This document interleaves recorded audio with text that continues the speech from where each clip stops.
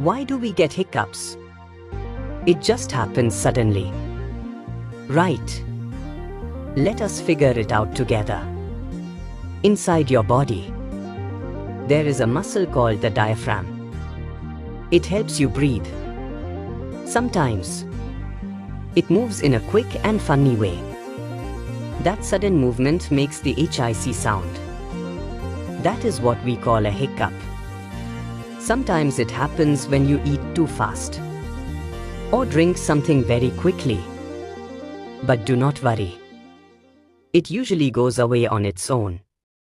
Is that not interesting?